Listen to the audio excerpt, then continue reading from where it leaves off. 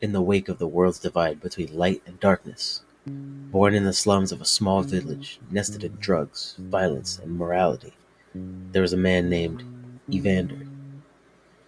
His mother, lost to insanity, saw hope in him before her mind faded. Despite his harsh upbringing, Evander was known for his kindness, wisdom, and devotion to others. A formidable warrior, he fought to liberate his people and sought strength beyond his village. Evander would soon leave his village.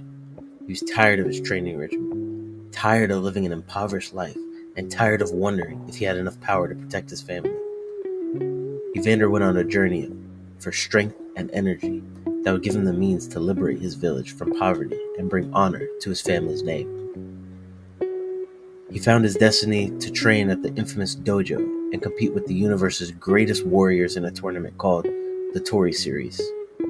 Sliding the torii gates open, the warmth of the dojo's inner sanctum greeted him. The walls were lined with weapons, each one holding a history of battles fought and lessons learned. But what caught Evander's attention was the figure above the room standing on the balcony. A man wearing a ceremonial kimono, intensely observing every fighter. One day, in the courtyard of the dojo, Evander was approached by a mysterious man wielding 3 swords. "Who are you?" Evander asked, stepping further into the courtyard.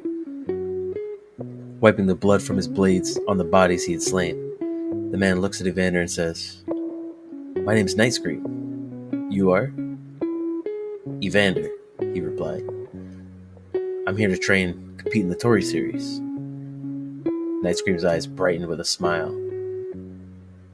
"I see. You're not the first to come seeking training for that. But this is the dojo. It's different.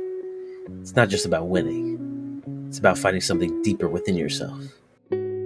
Evander's gaze shuddered and his spirit perplexed. He had been so focused on the external, on proving himself in battle, that he hadn't considered what his inner path would be.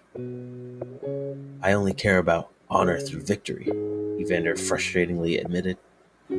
"You will struggle here," Night Scream said, his voice calm. "But if you truly want to win, you must first conquer yourself." Time moved forward. One evening, the sensei of the dojo approached them. "Evander, Night Scream," he said. "Time for the Torii Series draws near. It's time for you both to face what you've become." They had both trained relentlessly for this moment, but the true test would be when the tournament started. The world would watch, and their skills would be tested against the fiercest warriors on the planet. Yet, Evander realized something. It wasn't the competition that mattered most to him anymore. It was the journey that he shared with Night Scream. "We've come a long way," Evander said, turning to Night Scream. He looked back and said, "We still have a long way to go."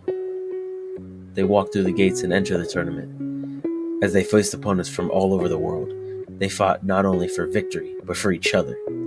Each strike, each block, each movement was a testament to their strength, their training. In the end, it wasn't the titles or trophies that defined them. It was the unspoken understanding between them that made them champions. When the tournament was over, they stood among the final few. Evander looked at Night Scream once more. "My brother in destruction?" Night Scream with a firm handshake and a laugh. "Always, my brother." From that day forward, their journeys would go in separate ways. Evander and Night Scream remained brothers in spirit, warriors in training, forever bound by the dojo that had forged them into the men that they had become. After years away, Evander returned home, only to find his village reduced to ashes.